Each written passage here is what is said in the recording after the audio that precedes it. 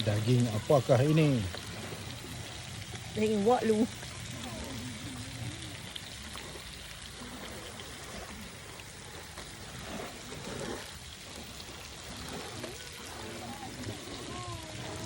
Okey, masak.